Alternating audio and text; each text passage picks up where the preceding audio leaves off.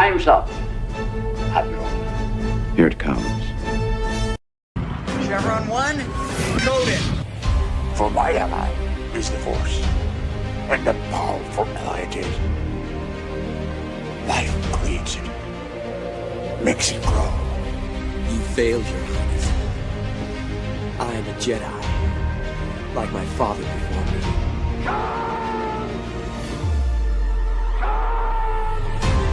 Cry hammer, and let's set the dogs of war. Chevron 2, encoded. Conan, what is best in life? Crush your enemies, see them driven before you, to hear the lamentation of your women. It's all in the reflexes. Well, also said you're heavy into martial arts, Tai Chi and all that killer stuff. I suppose we have to register you as a lethal weapon. Chevron 3, encoded. And somebody ought to belt you in the mouth. But I won't. I won't. The hell I will. Chevron 4, encoded. Do you expect me to talk? No, Mr. Bond, I expect you to die. Chevron 5, encoded. You take the blue pill. The story ends. You wake up in your bed and believe whatever you want to. You take the red pill. You stay in Wonderland. And I show you how deep the rabbit hole goes. Chevron 6, encoded. Not for while you can, monkey boy. Great Scott. Back off, man. I'm a scientist. You shall not pass! I thought I'd die fighting side by side with an elf. What about side by side with a friend? A day may come when the courage of men fails, when we forsake our friends and break all bonds of fellowship. But it is not this day.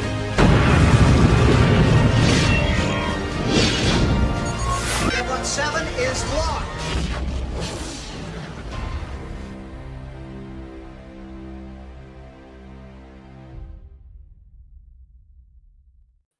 Hail and howdy, everybody. Welcome back to another Saturday Night Drive-In, where we take a break from literal nonsense and try and talk good movies. And we do have a good one tonight, don't we, Jed? Oh, we have a great one. Is that how you got Is that all? Okay. That was the transition. That was the transition. Okay. Well, yes, it is absolutely great to be here because I needed this tonight, chat. I definitely needed this because I had the great misfortune of finishing the last episode of this season of Doctor Who right before this. So I just need to detox, cleanse my palate with a great Star Trek movie. I put it up there as the second best Star Trek movie. That's apparently a controversial opinion, but right under Wrath of Khan. Wrath of Khan is significantly better. Wrath of Khan is one. I mean, here's the thing. When I'm ranking my Trek movies, I can't rank original series and next gen in the same categories because that's fair. They're two different things. That's fair. So I mean, we can say the best next generation movie. Yes, it is the best next gen movie out of the technically four that there are. I mean, OG original series, Wrath of Khan, Undiscovered Country are the two best, and my personal sentimental favorite is Voyage Home after that. But even though I love Voyage Home, I cannot put it above Undiscovered Country because that movie just continues to get better the more you watch it once you're older. When you watch it when you're a kid and you're young, it doesn't quite hit right. But when I haven't seen it in a while, I might need to rewatch it. Oh, I watched that's the one with Spock's brother, right? No. That's Final Frontier. That's number 5. That movie's a disaster. Star Trek 5 is a disaster. Directed by Shatner. It's just there's a theory that Final Frontier doesn't really happen, that it's all a dream by Kirk. There's a theory. What does God need with a starship? Yeah, because a lot of things don't make sense in it when you put it together. I've heard that breaking down. I kind of agree with that. It's very strange. I mean, compared to Kurtzman Trek, it's fucking platinum gold. But when you compare it to other stuff, no, Final Frontier is not a great movie. I definitely need to rewatch the lighter ones because I don't remember which one you're talking about as age. Undiscovered Country. That's the one where they assassinate Chancellor Gorkon, the Klingon Chancellor, and Kirk and McCoy go to prison, and it's like the big mystery. It's basically the Klingons are it's basically it's the end of TOS, and it's fantastic. Undiscovered Country is incredible. When you're old enough to appreciate it, and you understand that it's really an allegorical film for Cold War mentality and how you have to shift it. It's fantastic. It's great. I love it. It's everybody still at their best. It's so much. I love Undiscovered Country, but Wrath of Khan is still number one. Obviously. I mean, now if I have to rank all of them, my top 5 are in no particular order after Wrath of Khan. Wrath of Khan, Undiscovered Country, First Contact, Voyage Home. And even though I know it's campy as fuck, I do really enjoy God, what's it called? Shit, I just forgot it. Brain fart. Insurrection. I like Insurrection's okay. It feels like an episode of the show. I think it would have worked way better as an episode rather than a movie. But it's got a lot of that good one I don't stuff in it. dislike. It's got a lot of good stuff in it. It just at times is a little janky and a little immature and a little campy, but I still really like it, even though the Riker maneuver is insanely stupid. A Riker maneuver works in only one place in the entire galaxy. Just works in one place. And why bother naming it? I know that's like why are we doing this? Why are we doing this? Anyway, what we are going to do is talk First Contact. I love this movie. I unashamedly love this movie. Every time I watch it, I have very few complaints. I have a couple small complaints because I turned on Mr. Analytical Brain for this one today, but only a couple small complaints, couple minor things. But it is a great movie. A lot of people getting into this, a lot of people criticize it because they say it breaks TNG themes and it breaks character lore and stuff. It's like, oh, Jean-Luc Picard wouldn't behave like this. Oh no, it's just no. Understand this movie works if you think about it. And that's what we're probably going to talk a lot about on why it works. The main criticisms I've seen from TNG fans for this film is adding in the Borg Queen. That's the one that I've heard the most. Like people don't like the Borg Queen. I think it's great because Alice Krige is fantastic. She kills it. I understand the problem with the Borg Queen. I mean, as someone who hates the Xenomorph Queen from Aliens, I hate adding in that. I can understand the perspective. I did start with First Contact, though. I saw First Contact before I saw the show TNG, so I already had that expectation. So I didn't come into it with that perspective. But I think because of the way First Contact makes it so very personal with both Data and Picard with the Borg Queen, that it's not just a throwaway, oh, let's make things more complicated and have a Phantom Menace death at the end. I think it was done a lot more nuanced than Aliens was, for example. So I see both sides of it. I think I agree with the decision to incorporate her, to give her the Borg a face, to have a personal foe to a certain extent. The problem is the Borg Queen gets she loses her impact thanks to Voyager. Voyager lessens the, for lack of a better term, the majesty of the Borg Queen. And it takes away a lot of her agency, honestly. Ruins her to an extent, which is why I won't spoil this because I haven't seen yet, so I won't spoil something I was about to say. But anyways, let's get into this. This is 1996. We are hot off. We're a couple years out of Generations being done, and Generations, we're never going to talk about Generations. We don't talk about Generations. But we are halfway through Deep Space Nine as a series. We're into season 4 at this point, and you know that it's very easy to spot First Contact as a moment in Star Trek time because it's the introduction of the gray shoulder pad uniform. I love the gray shoulder pad uniform. I fucking despise them. I love them. Oh, they are my least favorite uniform across all of Star Trek. With the exception of Star Trek Enterprise. I think those blue jumpsuits are fine, but I despise despise the blue. Really? I love the TNG jumpsuits. I think those are fantastic. Even the original series movies, the red. Oh, the red, that's a different category. The red uniform, that's a I classic. love those. And those then the great. T-shirts from the original series. I love all the uniforms in Star Trek, except for the gray, boring ass, nothing burgers. They're so grayscale. You dress in gray in dystopian futures. That's the staple of sci-fi. So why are we making Star Trek the hopeful future? Just be like, we're so drab and gray now. We painted the Enterprise black. We're so edgy. Enterprise black? There's black on the E. There's black on the outside of the E where there wasn't before. D is the best Enterprise in my opinion. I love the D, and that shouldn't have said that way. But no, I love the Enterprise E. I think it's an underappreciated ship. I love the Sovereign class. I love the Sovereign class. I think it's a badass ship. It's a powerhouse of a ship too. I mean, it's got quantum torpedo launchers, multiple more phaser arrays. It's got it's just like it's so cool. I love the Enterprise E. She didn't get a love of a lifetime on screen. She goes out in such the wrong way towards. Well, she didn't actually know. She survives Nemesis, and then there's a line later on where apparently Worf was captain at one point. Worf was captain of the Enterprise E at one point. We should have seen that. Yeah, but apparently there was an incident that we learn about. And it's not really spoken of. It's like we don't talk about that. He said all he said was it wasn't my fault. The destruction of the Enterprise E wasn't my fault. So apparently Worf was Captain E, but I love the Enterprise E. I think it's a great ship. I mean, it doesn't have the classic impact of the Enterprise D because let's be honest, Enterprise D had 7 years of existence.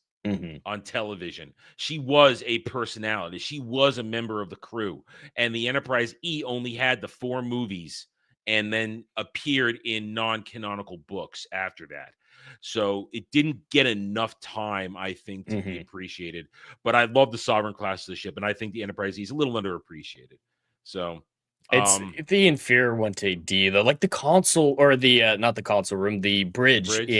in the D is just so great. Well, I know people don't like it. It's very iconic. It's iconic. That's one of my problems with this movie is I love the horror aspect with the Borg. It's so I knew you were going to key in on that today. Oh, yeah. A lot of those are great, but it seems like because they wanted to go the horror direction, they decided we got to be dark and edgy, and that's what I think is the root of a lot of the stylistic changes to both the E, the uniforms, and the bridge, the interior of the E, just all over it felt like they were trying to be edgy. I'm going to fight you uniform. You have to remember, these uniforms are released during wartime with the Dominion.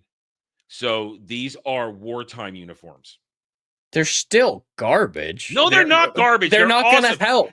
How are they going to help the Dominion? Like, how is it more of a battle uniform? It's a wartime uniform. It's sleek. It's not like it has more pockets. It's not like it's more sleek. It's not like it's got built-in armor. You do not understand how cool they are, okay? They're just gray, boring ass nothing. Awesome. No, it's that gray, and then it pops with the color, with the collar. It pops. I hate it. The pips are right there, bright and center. I love it. You'll never change my mind. My least favorite Star Trek uniform. And I love them. I think they're fantastic. I think they're great. I love it. I love the gray shoulder pads. They're awesome.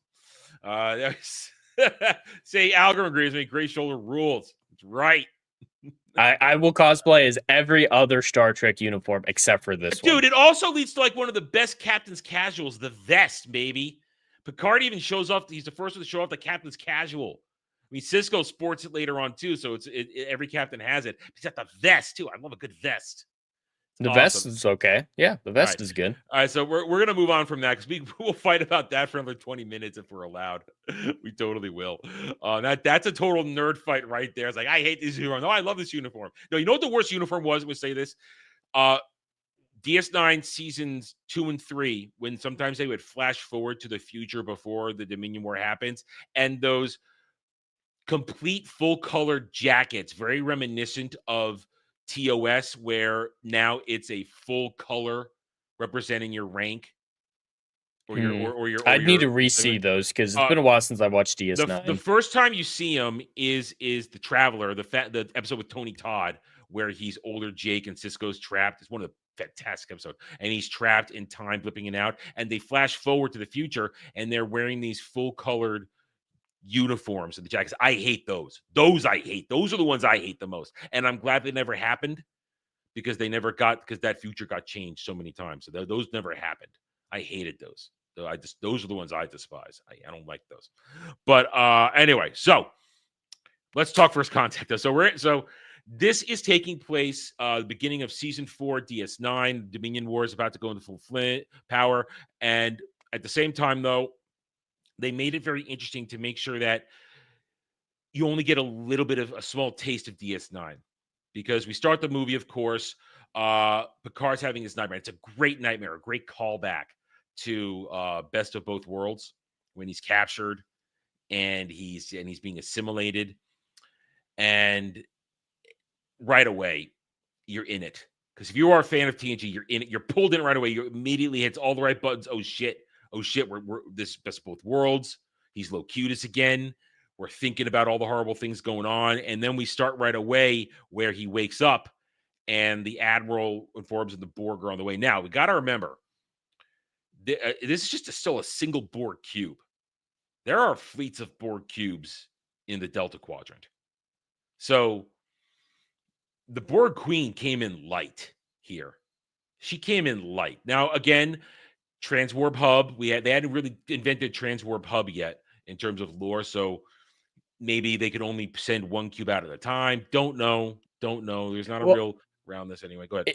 I think the fact that it's one leads to the theory that this was all part of the Borg Queen's plan, and that helps the movie a lot because otherwise it's coincidence, luck, and of course I have a problem with that. But if she intended the cube to draw the attention away and then launch the sphere as always her plan, that works a lot better. And then the sphere to blow up intentionally and beam over to the Enterprise, having that as a failsafe at least. Having that as a plan. Yeah, that was definitely a failsafe. Being like ready to go on the button. It's like, all right, if they follow us through, we got to be ready to throw the switch. We're still going to go forward if they don't. But just having that intelligence of the Borg Queen to set all this up works a lot better than, they just kind of happened to send one Borg cube. I don't know why they would have done that. It's kind of dumb. And then, one shot, they're dead. Wow, we are so good at this because the Enterprise is here. And then the ball blowing up in the past as well. It works a lot better if this is how I think it was her plan. It was clearly her plan to go back in time.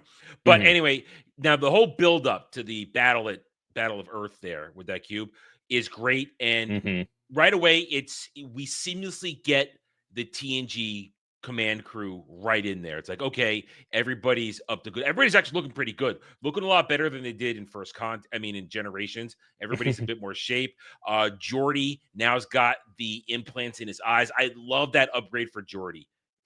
I do like them as well. I miss the visor. The visor's just iconic. I like the eyes, but I like the eyes. I like it. I like it. Because listen, LeVar Burton is a great actor, and to allow him given a little more emoting ability with the visor off, I think is great.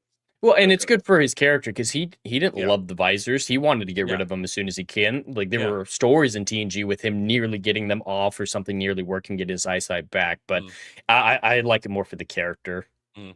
But then there's a great line right there because we could quickly get reminded of little things where they're about to go off to join the fleet because they tune into the whole communications of how immediately it's a disaster. I mean, it's better than Wolf 359. The fleet is holding up better than it did at Wolf 359. They've had time to prepare. The ships are more advanced, but they're still getting their asses kicked. And I love it when Picard says, okay, we're going to do this, but note right now, if anybody doesn't want to do this, I'll note it in my log. And Data just looks around and says, sir, I think I speak for everyone. I say, to hell with our orders. And that's a reminder right there that Data's got his emotion chip. That he's got that he had the emotion chip there. Now he's messed with it since then. Now in Generations, he couldn't turn it off. He can turn it on and off now. That's how he's messed with enough like that. So then they go off, and then you skip the battle. I love that moment when you're talking about where Data's like, to hell with our orders, and Picard just there's so much emoting on Patrick Stewart's part when he's just sitting in his office listening to, or he's sitting there listening. That is that's so powerful. The opera is an iconic moment, and then when he's listening to the battle and just trying to make his up his mind, so many great scenes with just Patrick Stewart killing it. I wouldn't be surprised if this was his favorite time in Star Trek because he got to explore the character in a way that he never had before. Because I think the PTSD he makes a lot of sense. Yes. Locutus was such a traumatic experience for him. I mean, can we really blame him for that? Dude, yeah, no, finish it. But I want to add something. Go. But and so when the Borg come back and start being a threat, of course he's going to be like, I can never let this happen to me again, and I'm going to prevent this from happening from everybody else at any cost. And that's why, like, it makes so much sense that he's willing to kill his own people when they're getting infected by the nanites or whatever. And I think his arc in this is beautiful. I love the dark Picard. And it makes sense to me. You mentioned the PTSD. Go back to the final shot of Best of Both Worlds, where he's in his ready room and he's about to drink a cup of tea, but he just stops as he sees his reflection in the window, and he just stands there looking out in space, looking at his reflection at the same time. This is a scar that never healed. Mm-hmm. And you see it in this movie so much. Now we get to the battle. This is why I wanted to talk about it right before the battle. I do have one continuity issue here that bothers me quite a bit. I love them listening to the battle and whatnot and deciding to go join it. But we hear the battle, and then they maximum warp from the neutral zone to Earth in time to be engaged in the same battle. Maybe I can't buy that with the established rules of the universe. Warp is fast, but warp isn't instantaneous. I know where the map is. Because I recently played a grand strategy game which showed a legitimate. The map has changed over the years. Is it the same map? It was updated for DS9 period of time because it was a video game. It was the one. It was a mod, so it was up to date, current Star Trek thing. The Romulan neutral zone is not that far away from Earth when you think about it, at maximum warp there. It's still going to take at least hours or days. I'd say days. I don't think days. Remember, they said originally they probably weren't that far away from the neutral zone to begin with at the start of it. And Data said it would have taken them 3 hours to get to Earth from their original starting point. Yeah, but that's an overall thing with the movies, making the warp way too powerful. And if I were the Admiral and I don't want Picard anywhere near this, I'd send him a little farther away than a hop, skip, and a boat ride. I think it's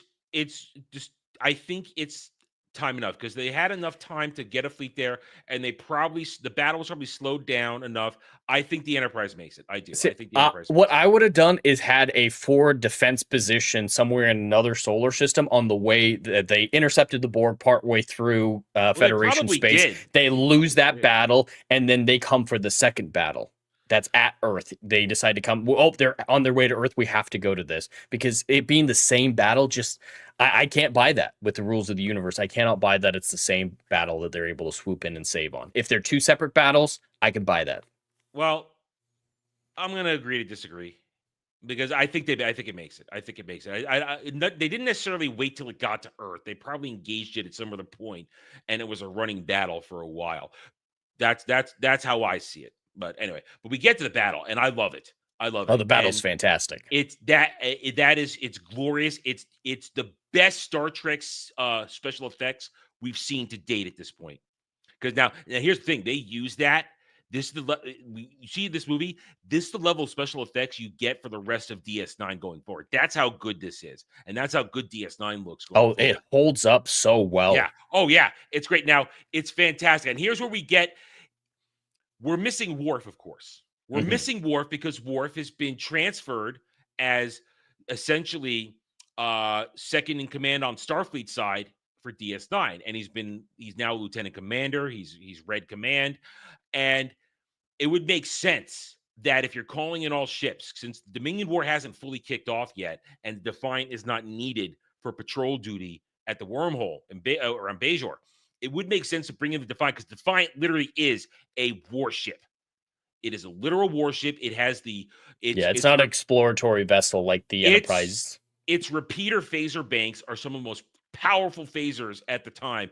I love the Defiant. The Defiant's my second favorite ship after Variation of the Enterprise. I love the Defiant class ship. I love it so much. And what happens is it eventually gets upgraded with quantum torpedoes too. That it has quantum torpedo launchers eventually, not now, eventually, because the quantum torpedoes are first seen with the E when it arrives. And I love it though. There is Worf. Everything's gone to hell. He's smashing the command console, and we've got nothing. And he says, "Sir, everything's dead. Prepare for ramming speed. Perhaps today is a good day to die." It's like, yeah, right away, you get all the Worf.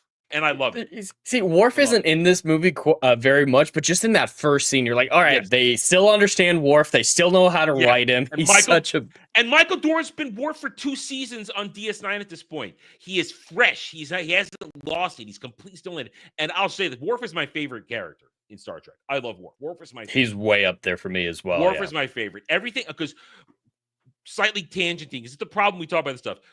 Worf's overall character arc is one of the best character arcs you'll ever get in science fiction television. Everything he goes through, from TNG, DS9, beyond. It's fantastic. And Michael Dorn is one of the GOATs, because not only does he love being Worf, he loves it. He keeps his mouth shut. I know nothing about Michael Dorn outside of he loves Worf. And I am happy like that. I am perfectly happy that Michael Dorn just loves to be Worf.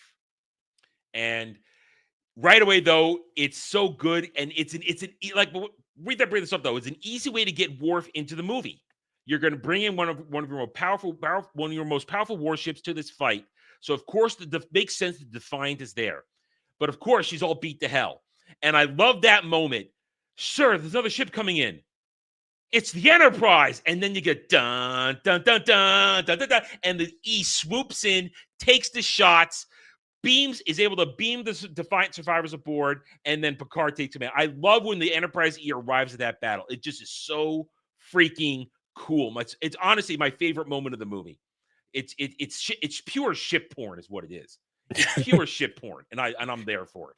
I love it. That moment I like to think about a lot when it comes to how you handle an established franchise versus a new entry. That moment only matters because we've seen TNG in Generations. We know how epic this is. This is a moment that we are there for. We understand all the characters involved. It's epic, and it's justified that the Enterprise is seen at that level.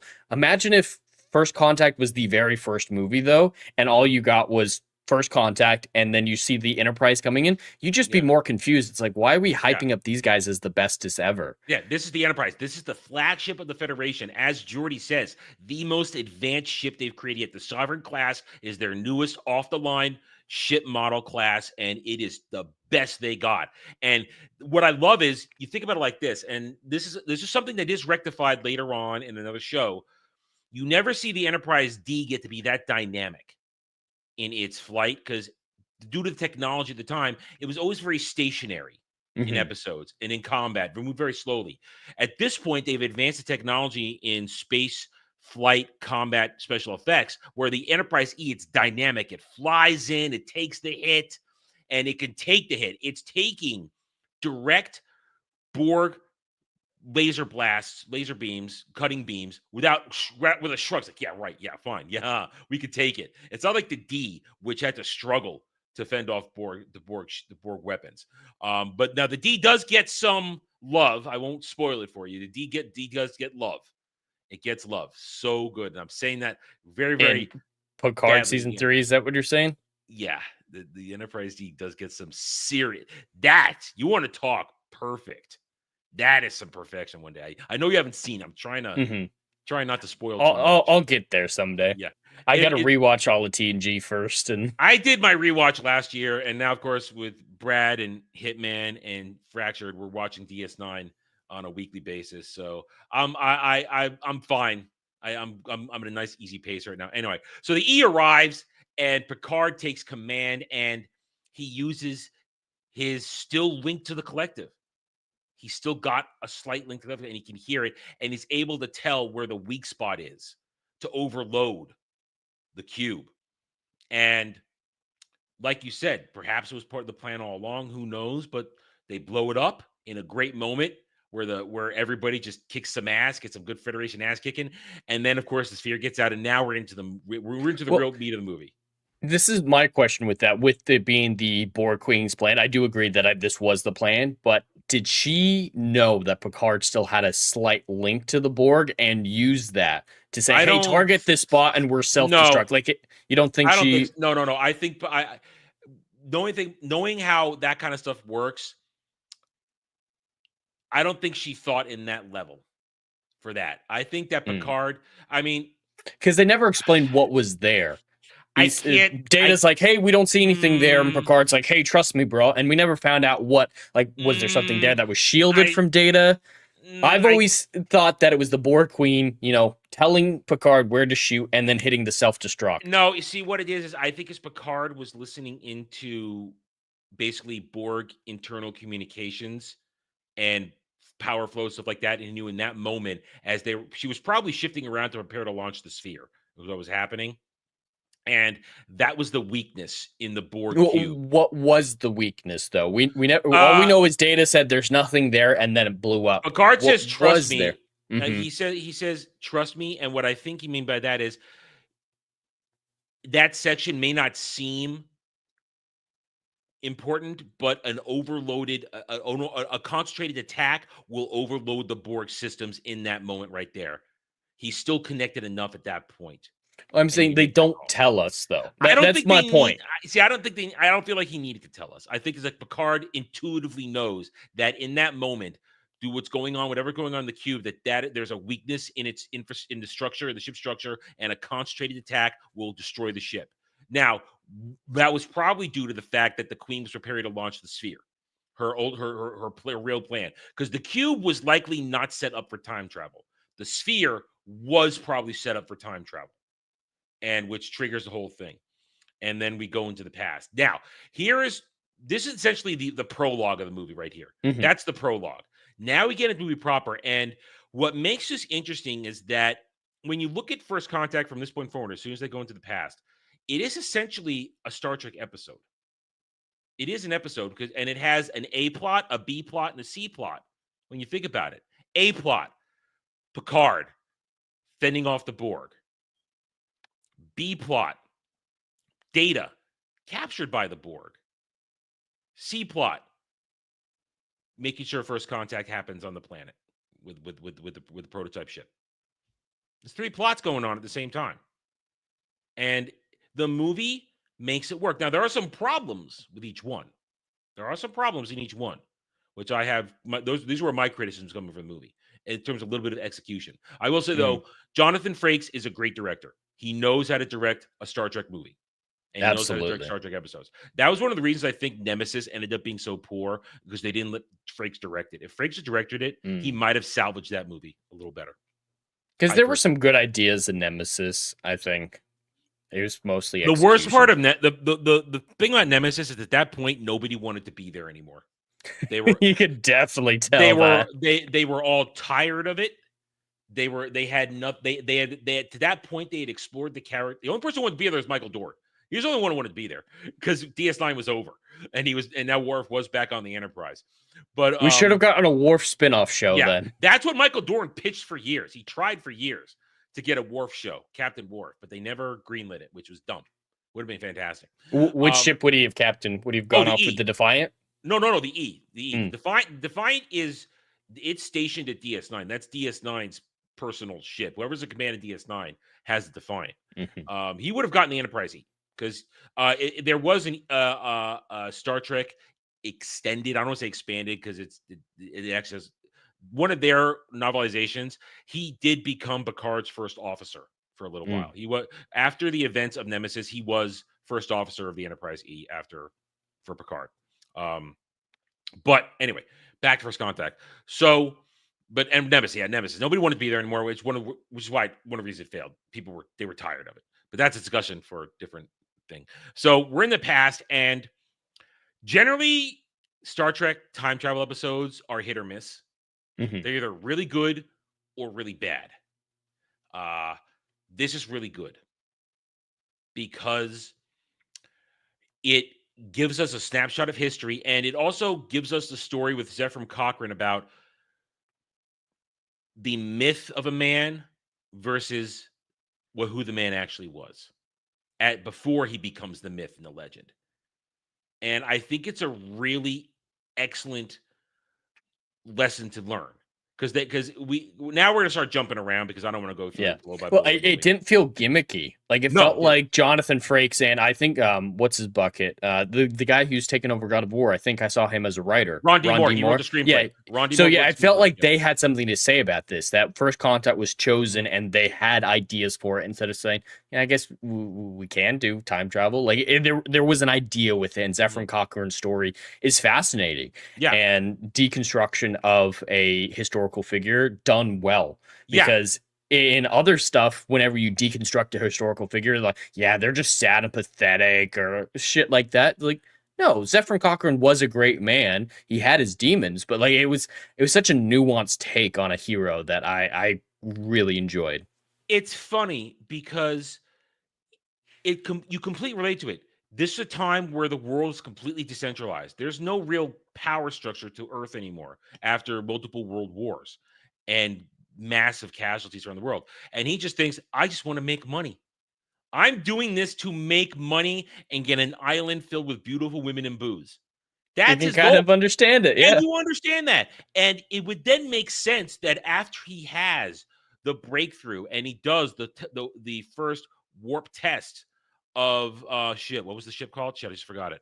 The Phoenix. Phoenix. When he does the Phoenix, and then suddenly, because of him, they discover they're not alone in the universe. That would change a man. And then he would say, and he would go, okay, now I'm aiming towards bettering society. Unfortunately, he is now influenced by his own knowledge of his own future. And that's where it gets tricky. They still manage to pull it off.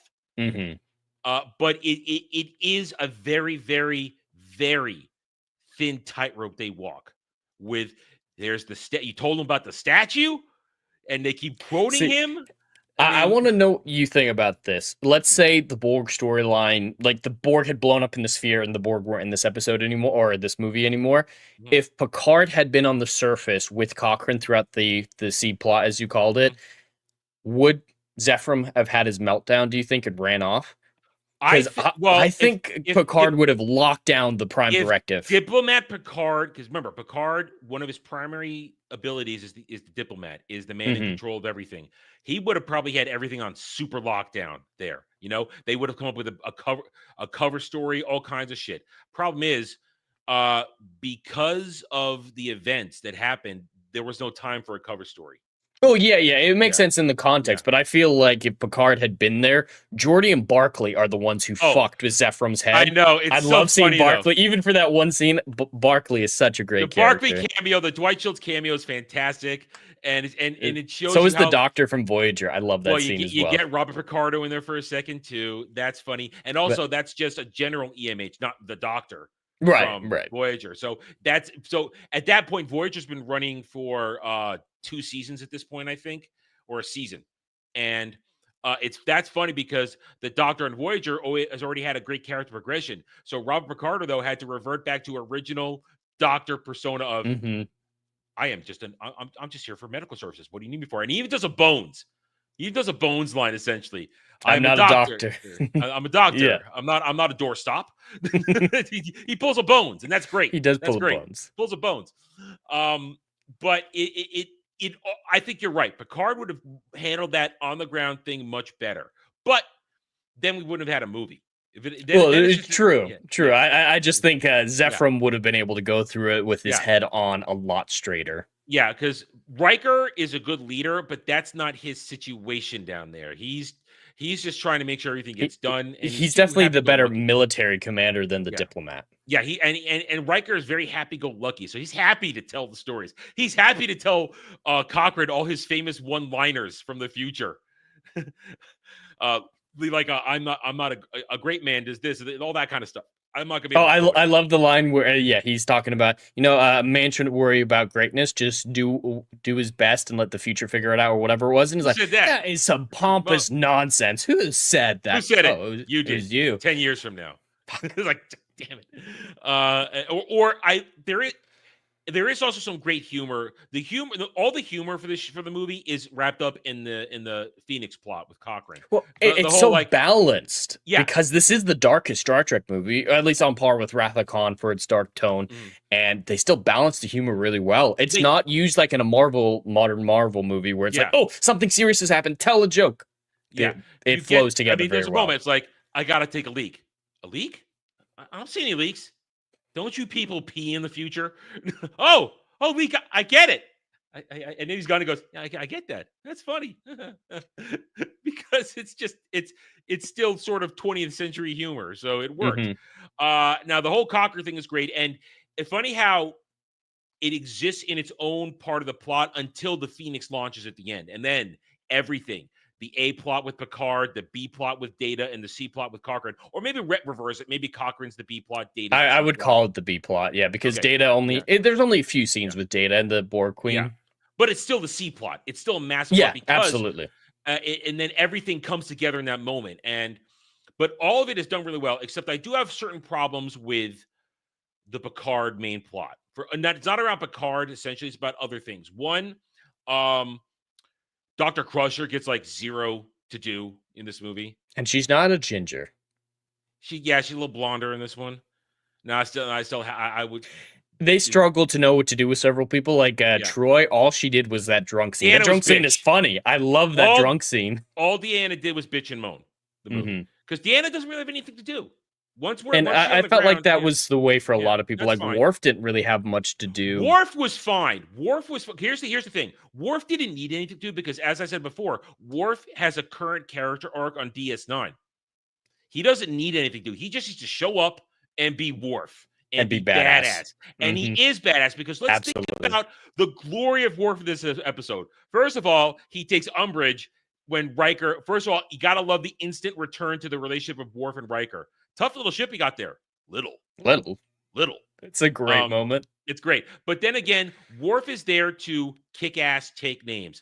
My other favorite moment is the fact when they're on the deflector array and they're going out there. That's a fantastic scene. You don't expect that scene. That's the scene I remembered. Like, First Contact, this was the only Star Trek I saw as a kid. Like, I watched this movie when I was like 9 or 10. I was really young when I watched this movie. And I always remembered that sequence when they first go out in their suits, just that whole exchange, it spoke to me. That's why I knew Star Trek and became an ultimate fan of this franchise, because of that scene. And now, after seeing it as an adult, because it's been a few years since I seen First Contact, I appreciate that scene so much more. Just the way how the scene opens with the cinematography of showing, the top of the Enterprise and it goes up underneath. There's no up and down in space. I love that. They understand that. I know that appeals to you. I knew that appealed to you. But then again, this is a showcase of the badass Worf. They're out there. They're fighting. He loses phaser rifle. And I want to remark, this is the introduction of my favorite phaser rifle, too. I love that class of phaser rifles. Those are my favorite. It's a good design. So the Worf's phaser rifle is what's he do? He pulls out his mechleth. He brought his mechleth with him. Of course he did. That's way more effective than the phasers. That's just what he should use right off the bat. I'm going to say this now. You won't understand it until later. Swords are fun. I have seen that scene. Okay. Swords are fun. Swords are fun. Yes, Worf. And that you have to understand, at that point in DS9, Worf was bringing the mechleth with him everywhere at that point. He always had that mechleth. He had abandoned using a batleth, and he was bringing the mechleth. And I love it that he pulls it out. It's total Worf. And then, of course, you think he's down and out because he has a puncture in his suit, in his leg, he's decompressing. And Picard, we've lost Lieutenant Hawk, played by young Neil McDonough. He's so young, yeah. Now, here's the thing. Did you know, and they cut it from the movie, thank God, somebody wanted to make Lieutenant Hawk gay and have it be a point of the movie. And really? Said, we're not going to do that. They cut that shit out. It would be irrelevant. Yeah. They wanted, this is mid-90s. We're seeing the first end of the attempt of what was then PC culture will become woke agenda culture. They wanted to try and get it in there. And somebody said, no, we're not going to do this. This is dumb. Doesn't matter what his sexuality is. Doesn't matter if he's going to be made gay.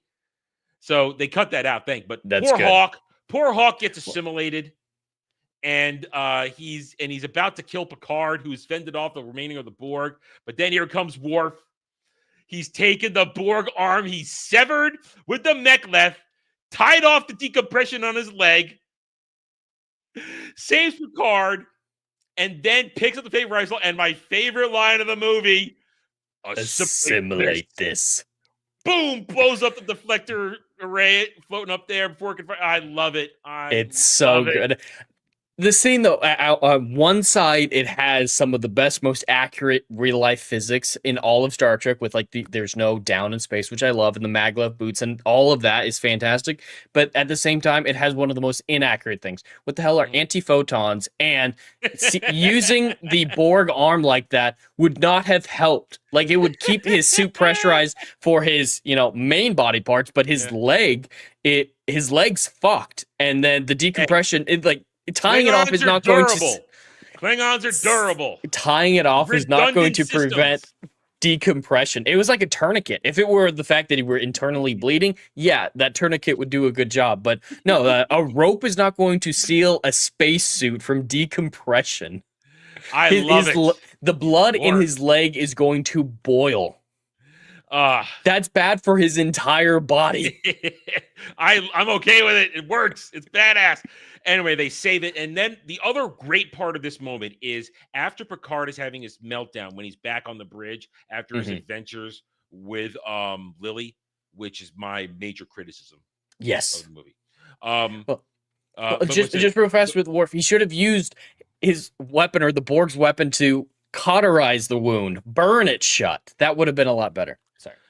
But there's that line where Picard says to where they here's some great carryover from DS9. Worf has been had a command position in DS9 for 2 seasons now, and he knows when to properly question the orders of his commanding officers. Like, sir, we need to abandon the Enterprise. Worf of like Lieutenant Worf would never have done that. But Lieutenant Commander Worf, who's now in the red, he understands you have to make decisions sometimes. You have to question your leadership because they might be acting irrationally or erratically. And Picard was acting irrationally and erratically. So he questions him. Yeah, and Worf is in the best position to recognize that behavior because Picard is acting like a Klingon, just ready for revenge. He's acting like Worf at the end of the Earth battle as we're going to ram, but he's not in a position where that is the only option like it was for Worf. But yeah, he's acting like a Klingon. So yeah, Worf is in the best position to understand where that behavior can lead. And you have to remember, again, this takes homework and knowledge of TNG. Worf and Picard have a very special relationship. Because of during the whole Klingon Civil War, everything Picard did to defend Worf's family's honor, everything he did surrounding all this stuff, they have a very close relationship like that. And when Picard says, "You're a coward, you're afraid," and then when Worf looks at him and says, "If you were any other man, I would kill you where you stand," and you realize that what that means, that any other man would be dead on their feet right there, because Worf is the poster boy for Klingon honor. He's so much so that it's an impediment to his ability sometimes because he wants to be too honorable. So when you insult him like that, you call Worf a coward, he will kill you. Them's his killing words. But to him to say, "If you were any other man, I would kill you where you stand," and that means something right there. It's a powerful moment. And Picard's like, "Get off my bridge," and then he storms off to the ready room, and we get. Honestly, one of the best lines out of the movie. I love that line. But that's the extent of Worf. But Worf is just there to be Worf and be a badass and have key moments like that. He doesn't need a character arc because he's got a character arc going on DS9 in real time. So it works. It's perfectly fine. But like we said, it loses points a little bit for both Crusher and Deanna get virtually nothing to do.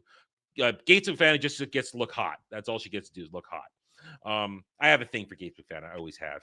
I can't turn it off. I can never get behind a woman whose name is Gates. I'll open her gates. Anyway. So now here's the A plot though. The A plot is what's going on in the Enterprise, and it's when Picard and Data get separated. He goes on his little adventure with Lily, who got separated from Crusher, who was trying to get back to the bridge. Listen, what's her name who plays Lily? I just forgot her name. I had it like 2 minutes ago before I went on a Worf rant. What's her name? Jeez. I don't remember her real name. I know her real name. I knew it. I was going to say it. Anyway, Lily is my biggest problem with this movie. Because she's the conscience that Picard does. Honestly, Alfred Woodard. Thank you, Algram. Alfred Woodard. Honestly, I think it would have been better if it had been like Picard and Crusher. I was thinking the same thing. They already have that relationship. Like, it was kind of romantic, maybe not. And I like how it's played in TNG where it ends up. She's always been the conscious for Picard when he goes to these types of moments. Without her or Deanna, because Deanna's one of them should absolutely be serving the same role because for most of the movie, Lily's just there to be shocked by everything, and then to yell at Picard. Have somebody else who has a personal relationship with Picard pull him out of his funk. Just like the Picard-Worf interaction in that moment is so great, it would have made much more sense to give Crusher more to do in this movie. If she had been the one who had been isolated with Picard as they're going through all this stuff, because she's been to the holodeck with the Dix program before. She's done all that with him. She's the one who could talk him down, because it would have been way more powerful. Because now it is a great moment when they're in the holodeck and he goes to Rage Monster with the Tommy gun. That's awesome. And first she's just that is fantastic. That's Picard. That's raw emotion. Then he wants to beat the shit out of the drone with the Tommy gun. But then Lily stops him. He's dead. And then she says, "That's one of your men." And then we get the deflector. He even knew the name. Yeah. Point is, though, it wouldn't. In retrospect, it would have made much more sense if it was Beverly, because then it would be much better if Beverly's the one to calm him down when he goes into a rage in the ready room. When he does the line must be drawn here speech, which I love that speech. That line is that speech is fantastic. And the Moby Dick metaphor is really strong well. The Moby Dick metaphor gets ruined when she says, "I never read it." It gets ruined when she says, "I never read it." Well, I mean, these are the tiny little things that drop minor points off for this movie. It's little things like that. Things. It could have been worse. It could have been the interdimensional Wesley coming back to do it. No. So I think the movie would be a much higher caliber if Dr. Crusher, if Beverly had been in place of Lily for all those things. Well, imagine if Lily had been cut out of the movie. What point besides that? Lily does nothing. She's not a scientist. She's Severin Cochrane's best friend who does nothing. She even says she's in. Yeah, that's all she does. She's a scrounger. That's what she is. She serves no. She's the voice of reason for Picard. And Picard, like you said, Picard's storyline in this, his PTSD over being Locutus, is a great story. It's fantastic, but which leads to him not being able to be the calm, rational Picard we know. And Beverly should have been the one there. It should have been Beverly, not Lily. I will stand by that. And that's like a recent thing that popped into my head. That's not something I've thought about often until we've been talking about this. She's actually annoying up until until he opens up the viewing panel to see Earth. After that, she's fine. But before that, she's just always yelling, always screaming, always running away. It's too much. It's ridiculous. Yeah. So Lily is the worst part of this, and she's unnecessary because a real crew member could have taken over the role she plays for Picard. Somebody with a real relationship with him. Should have done it. That should have been Beverly. And then that, but like I said, we fall back. They advance. We fall back. The line must be drawn here, no further. I love that moment. That's wartime Picard. And you rarely get to see that, and it's very good. But then if it had been the quote from Moby Dick and it calms him, but then now the Moby Dick thing is great because then that taps into the intellectual in his mind, the rational man who finds comfort and safety in literature. And then that draws him back. Go ahead. And just thinking about how the scene would have been so much better with Beverly or Deanna, they saw him go through Locutus. They were with him during that, so they can relate to understanding his trauma a lot more. Lily doesn't care that this is traumatic for him. And she's like, yeah, you hate them because reasons. They'd be like, I understand, but we have to stop. They'd be Yeah. a lot more empathetic. And it would lead a lot more better to his decision, I have to go save Data. Mm-hmm. Because then that tells you that Picard still hears the collective because Data speaks to him through the collective Mm-hmm. when he says Captain. And now let's talk about Data. Because now we've covered that. It's a Well, small... there's one last thing with Picard's Okay. story I'd like to talk about. Yeah. I hate this moment. It's Mhm. probably one of my biggest problems with this movie overall, and I think it damages a lot of the overall timeline. I don't like there's no such thing as money in the future. It's only on Earth. The rest of the Federation uses gold pressed latinum. Yeah, we've seen it in the shows. We've seen money. Well, here's We've the seen thing. barter, and barter Here's is the still thing. not socialist. Here's the thing. On Earth, it is like that because even in Voyage Home, Kirk talks about having no money on Earth, where they have to sell his antique glasses frames to get money in San Francisco. So this is they didn't pull this out of their ass. This is lines of time travel that has been used before. And I don't like it in that movie as well because it's directly contradicted from what we've seen in the shows. We see them using gold plus platinum. We see them using barter outside of Earth. Mm-hmm. Picard, I can forgive it because we're talking about Earth in this instance. We're not talking about the Federation and trade deals and basically commerce points like on DS9. But it's used to justify a lot of crazy people these days saying that Star Trek is a communist future. Yeah, that left wing propaganda. Ignore them. You can refute it very easily, like you just did. It's simply an Earth thing where they're not using money anymore because resources are plentiful. So, but I forgive that. I forgive it. But anyway, so then Data. Now it's a small storyline for Data, which is why you're right. It should be the C plot instead of the B plot. But it's still another great storyline in Data's quest for humanity. It's fantastic. And also, it's got the best body horror. I'm a big fan of body horror, like you with the Cybermen as well. Mm-hmm. And this really carries it. Just even that arm blowing scene is freaky as shit. Well, it's sexual because then you hear here comes because with Alice Krige as the Borg Queen, who is just fantastic. She steals every scene she's in. It's just her delivery, her presence. I mean, here's how good it is. You have both Alice Krige at one point and Patrick Stewart, both with enough gravitas to anchor their scenes. And so you have that much presence in one scene is fantastic. But leading up to that, we get the introduction of the Borg Queen and everything about it. And the back and forth of Data and the Borg Queen about humanity and individuality versus essentially the collective and losing individuality and this and that. It's a great back and forth. And what's fantastic, you don't know this till the final moment that Data, he's playing along the entire time, only for 0.13 seconds or whatever the fraction he puts out there, the decibels out there. And he says, yes, for a samurai, sorry, I just read the chat. Samurai. I was looking at that when I said that. For an android, that's an eternity, but it's literally a fraction of a second. But he chose to play a game with her, a dangerous game, because he didn't know how strong she was in terms of her ability to read him, but he goes along with it. And he basically takes one for the team and essentially has sex with the Borg Queen. Well, is that 8 years thing referring to Tasha? I can't remember. Yes. Because when Data had a girlfriend, they only made out. They didn't have sex. When the episode of Data Has a Girlfriend was only him making out. There was no sex involved. But yeah, so Data's one sexual encounter was with Tasha in The Naked Now, which was referring to it was an homage to the TOS episode.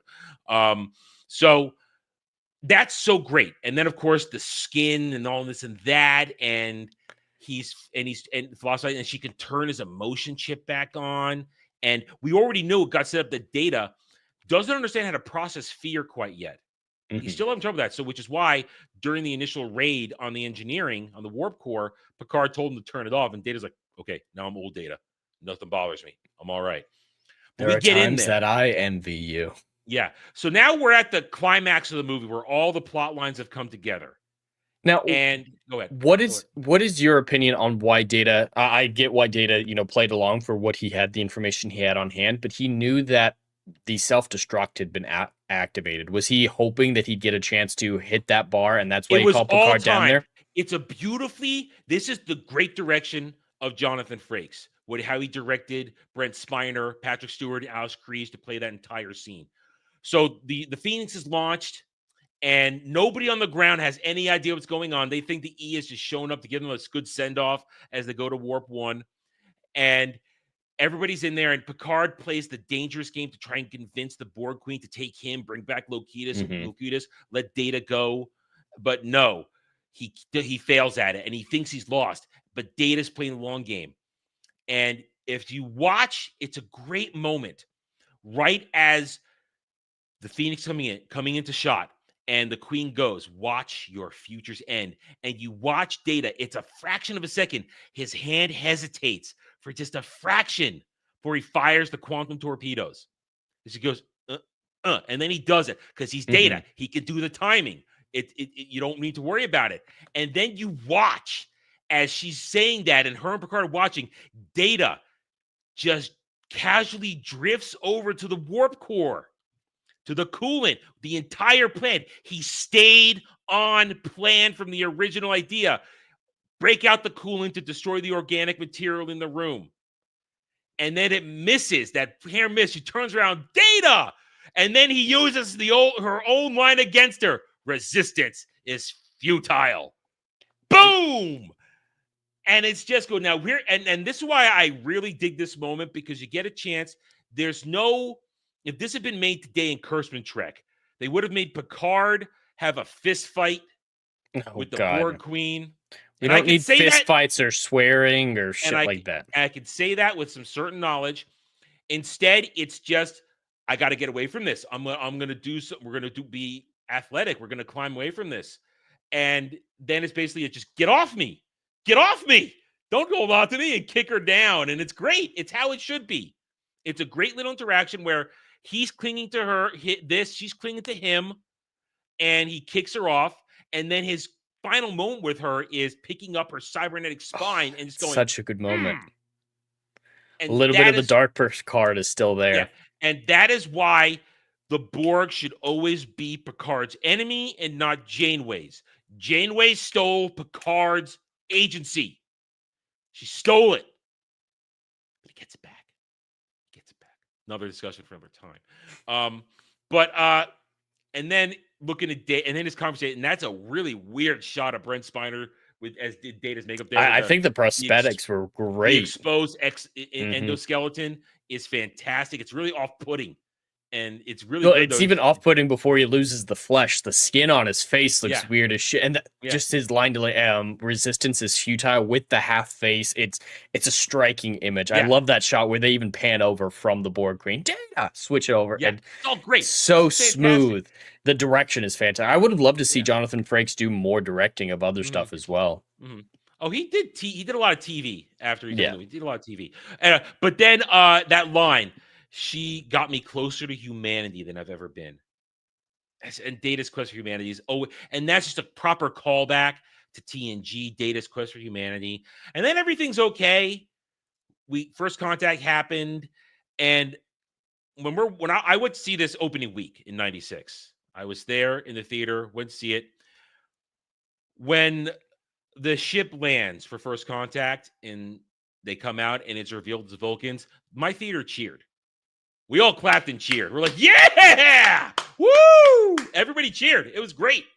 It was filled with Star Trek fans who were happy to see good Star Trek like this. Everybody cheered. It was great. And then everybody says goodbye. And our future's waiting for us. Let's go home. And then you get and we haven't talked about it, but you get more of one of the best scores Jerry Goldsmith ever produced.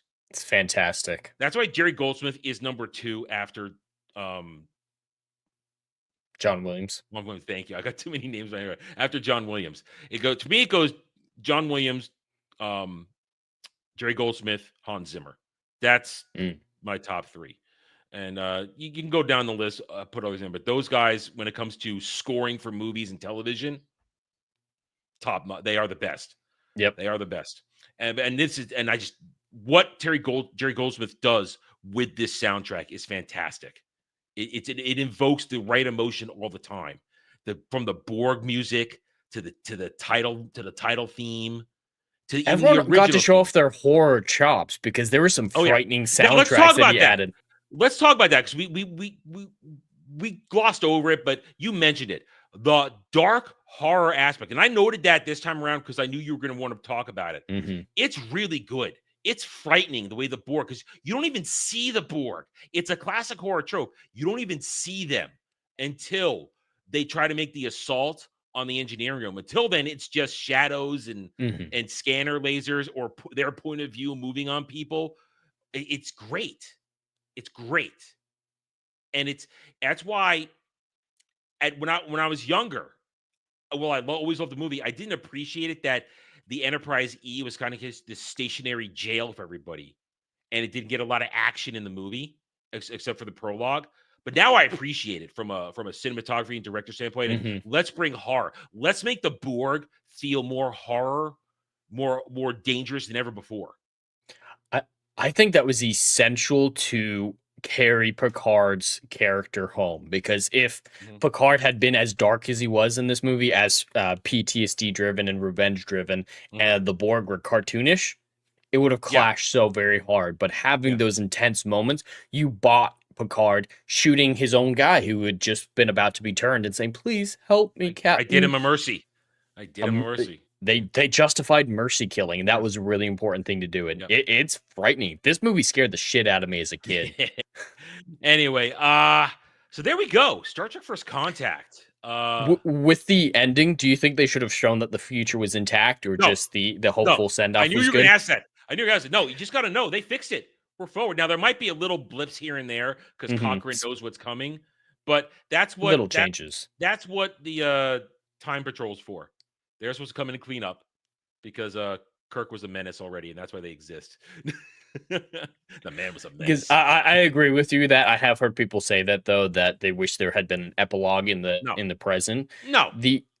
I personally, the problem I have with the ending is how casually they recreated the Borg's time travel technology. I think there were better ways to do it because, and maybe try...